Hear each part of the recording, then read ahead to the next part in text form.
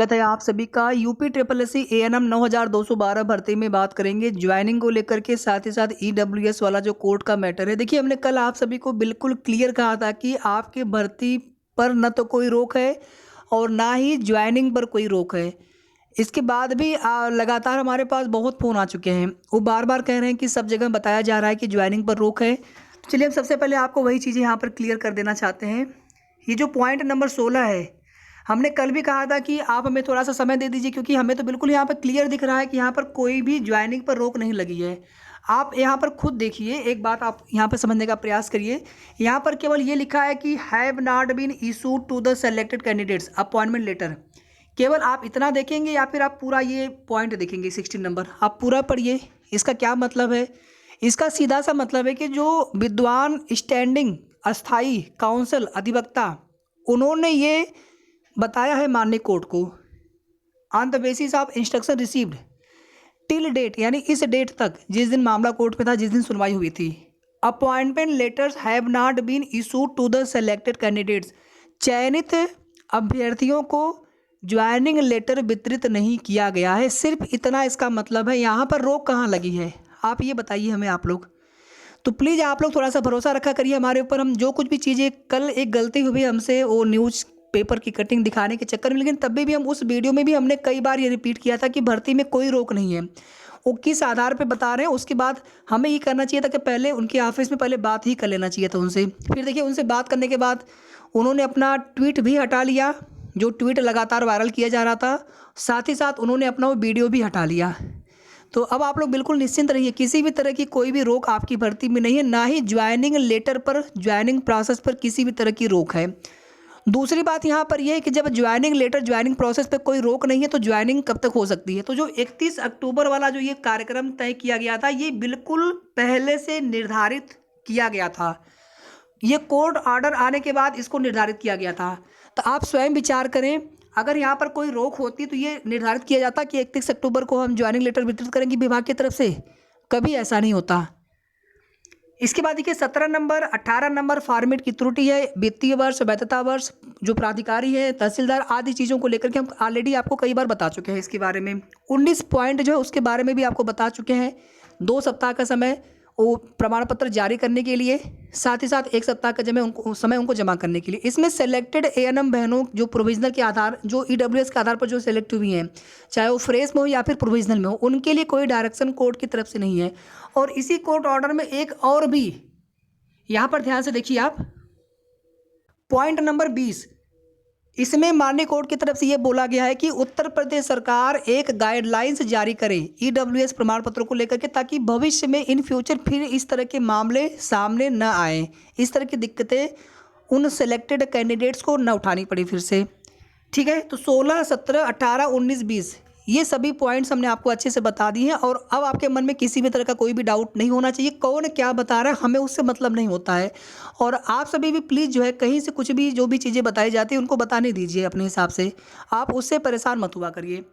31 अक्टूबर को joining letter वितरण को लेकर के कोई भी ऑफिशियल नोटिस ना आ पाने की वजह से जितना परेशान आप लोग हैं, उतना ही परेशान हम भी हैं, बल्कि आपसे ज़्यादा हम परेशान हैं, क्योंकि हमने बहुत उम्मीद के साथ आपको ये चीज़ें बताई थी कि एक बार ज्वाइनिंग प्रोसेस शुरू हो जाए। हालांकि स्टाफ नर्स वाली भर्ती का लोग उदाहरण देते हैं, वहाँ पर ज्वाइनिंग लेटर कुछ लोगों को मिल गया था मुख्यमंत्री जी के द्वारा 8 अक्टूबर को, बाकी लोगों को भी सबको नहीं मिल पाया है, उसमें परेशान है वो लोग। होम्योपैथी फार्मासिस्ट वाली भर्ती में कोर्ट मैटर 10% EWS आरक्षण वाला मामला, अभी तक वो मामला निस्तारित हुआ नहीं, वहाँ पर सबको ज्वाइनिंग लेटर नहीं मिल सके हैं। तो उन भर्तियों को छोड़िए आप, वो भर्तियाँ अपनी जगह पे, जो भी उनमें समस्याएं हों, जो भी विधिक चीज़ें वहाँ पर या तकनीकी समस्याएं आ रही हों, हमें केवल और केवल ANM 9212 भर्ती पर बात करनी है, जब उस भर्ती पर हम बात कर रहे हो, और उसकी उन भर्ती में सेलेक्टेड ANM बहनों की ज्वाइनिंग को लेकर के बात करना है।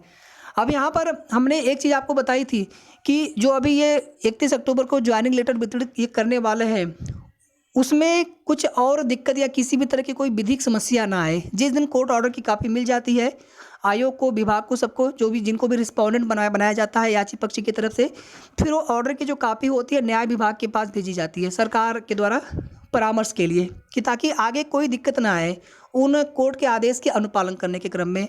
तो वहाँ पर हमने एक चीज़ आप सभी को थोड़ा सा हमने एक चीज़ बताया था कि उसमें किस प्रकार से उनको चयन सूची में शामिल करेंगे। सीटें बची नहीं है EWS की, तो क्या फिर से नई मेरिट सूची जारी करेंगे, किस प्रकार से करेंगे? और जो 380 सीटें खाली बची, ये सीटें एसटी कैटेगरी के खाली बची हैं। बस यहाँ पर केवल यही समस्या है जो कि चीज़ें समझ में नहीं आ पा रही है। और फिलहाल में आप सभी प्लीज़ बिल्कुल परेशान मत होइएगा, क्योंकि हम ये सब चीज़ें बताना नहीं चाह रहे थे, लेकिन फ़िलहाल में 31 अक्टूबर को ज्वाइनिंग लेटर मिलने की संभावना अब न के बराबर हो चुकी है। कल भी हमने कहा था कि बहुत कम उम्मीद लग रही है और यहाँ पर थोड़ी सी देरी होने जा रही है। जितनी देरी ये लोग करें, जब तक कि ज्वाइनिंग हो नहीं जाती है तब तक हम लोग अब उम्मीद करना ही यहाँ पर एक तरह से जैसे लगता है कि उम्मीद हम लोग करके गलती कर बैठते हैं। फिर उसके बाद देखते हैं कोई ना कोई नई चीज़ें, यहाँ पर नया विवाद देखने को मिल जा रहा है। एटलीस्ट जो प्रोविजनल की बहन है, कम से कम उनका तो डीबी करा लेना चाहिए था। उनका डीबी क्यों नहीं कराया गया अभी तक? वे लोग सबसे ज़्यादा परेशान हैं। उसमें भी जो ईडब्ल्यूएस की बहनें होंगी, अब उनकी परेशानी, उनकी तकलीफ मैं बिल्कुल समझ सकता हूँ कि उनके लिए कोई नोटिस अभी तक नहीं आया आयोग की तरफ से, और जिनका सिलेक्शन नहीं हुआ है उनकी प्रोसेस करने जा रहे हैं आप कोर्ट के आदेश के बाद। तो इसका क्या मतलब हुआ कि यानी आप अपने से कुछ करेंगे ही नहीं, जब कोर्ट जाएँ तो आप करेंगे? ये बहनें पहले भी गई थी आयोग में ये शिकायत लेकर कि सर केवल हमारे फॉर्मेट की गलती है, ना तो जो आप कह रहे हैं कि फॉर्म भरने की लास्ट डेट के बाद का भी नहीं है और 1 अप्रैल 2021 के पहले का भी नहीं है। फॉर्मेट की त्रुटि, उसमें हमारी क्या गलती है? हमारी एक बहन से बात हुई थी, वो बहुत रो रही थी। उसमें हमने कहा था कि ये ऐसा तो अगर आपका है सही तो आयोग को स्वीकार करना चाहिए। इंडिपेंडेंट लोग कोर्ट में याची बने हुए थे, पूनम द्विवेदी और जो 4 अन्य रीट्स है उसमें लोग एक लोग हैं कोर्ट में याची बने हुए हैं। अकेले उन्होंने कोर्ट में केस फाइल किया था और एक में जो है कुछ और भी उसमें लोग हैं ईडब्ल्यूएस वाले मामले में। बाकी कास्ट सर्टिफिकेट के आधार पर भी कुछ लोगों ने केस किया हुआ है। और ये सभी मामले जो मैं आपको बता रहा हूँ कट ऑफ अंक से ज़्यादा नंबर वाले में। ईडब्ल्यूएस में 3 नंबर कट ऑफ है, सबके नंबर ज़्यादा है 3 नंबर से। अगर ईडब्ल्यूएस प्रमाण पत्र के आधार पर देखा जाए तो कट ऑफ अंक से ज़्यादा नंबर होने के बावजूद उनका सिलेक्शन नहीं हुआ था। ये शिकायत लेकर के वो कोर्ट में गए हुए थे। तो यहाँ पर गलती पूरी तरह से डीबी कराने में हुई है, डॉक्यूमेंट वेरिफिकेशन में गलती हुई है। अदरवाइज आज ये सब देरी क्यों होती? 6 अगस्त को रिजल्ट आने के बाद से धीरे धीरे 6 नवंबर को 3 महीना हो जाएगा, 6 सितंबर 6 अक्टूबर 3 महीना हो जाएगा। तब तक इतना लंबा समय नहीं लगना चाहिए था इस भर्ती में, जबकि ये भर्ती मुख्यमंत्री जी की 100 दिन की कार्य योजना में शामिल है। अब यहाँ पर किस प्रकार से ये सीटें ये लोग देंगे, जो अभी प्रमाण पत्र जिनके द्वारा जारी होंगे, जिनको चयन सूची में शामिल किया जाना है, मेरिट में शामिल किया जाना है, मेरिट में उनके नंबर ज़्यादा है कट ऑफ अंक से फिलहाल में, तो उनको तो सेलेक्ट करना ही करना है इस यहाँ पर कुल मिला करके। तो आप उनको सीटें कहाँ से देंगे? 8,831 सिलेक्टेड एएनएम बहनों में से कोई सवाल पैदा, यहाँ पे कोई सवाल ही नहीं बनता है कि यहाँ से आप कोई भी सीटें दें। ये फाइनल मेरिट लिस्ट है। एसटी की जो सीटें हैं वो सीटें आप दे नहीं सकते हैं। उसमें क्या प्रोविजन है ये सब तो मान लीजिए बहुत विस्तार की चीज़ें हो जाएंगी, बहुत इसमें विधिक चीज़ें हो जाएंगी। फिर भी जहाँ तक हमें लग रहा है कि इसमें से सीटें दे पाना मुश्किल है। इनके पास और सीटें हैं नहीं। नोटिफिकेशन की सीटों में सीटों की संख्या घटा बढ़ा सकते नहीं आप ऐसे, क्योंकि यहाँ पर भर्ती जो है फाइनल रिजल्ट आ चुका है। तो थोड़ा सा आप सभी धैर्य बनाए रखें। जितनी भी जानकारी हमें सही प्राप्त होगी हम आपको उतना ही बता पाएंगे, और कोई भी अब जल्दीबाजी में कोई भी चीज़ हम आपको कभी नहीं बताएंगे। पूरी कोशिश करेंगे, क्योंकि कल जो कुछ भी चीज़ें हमने जल्दीबाजी में बता तो दी थी, लेकिन बाद में फिर हमने वो वीडियो हटा भी दिया था।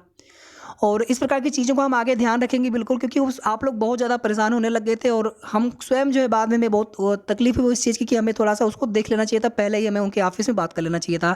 तो आपकी भर्ती पर कोई रोक नहीं है, ज्वाइनिंग पर कोई रोक नहीं। हमने 60 नंबर पॉइंट आपको अच्छे से बता दिया। और यहाँ पर सीटें किस प्रकार से देंगे अभी बिल्कुल भी स्पष्ट नहीं है। 31 अक्टूबर को ज्वाइनिंग लेटर वितरण अब होना बिल्कुल न के बराबर है। कोई भी उम्मीद नहीं लग रही है, कोई भी नोटिस नहीं आई अभी तक। प्रोविजनल की डीबी नहीं कराई जा रही है, प्रोविजनल की बहनें अलग परेशान हो रही हैं। तो हम सभी को अपने स्तर से लगातार प्रयास करते रहना है, कोशिश करते रहना है ज्वाइनिंग को लेकर के। और जैसे ही आगे की कोई भी अपडेट, कोई भी सही जानकारी प्राप्त होगी, हम आपको नेक्स्ट वीडियो के माध्यम से बताएंगे। और कोई भी आपको हम वीडियो जो भी आपको प्राप्त होती है हमारे द्वारा, उसको आप पूरा जरूर सुना करिए। आप सभी से हमारा विनम्र अनुरोध है।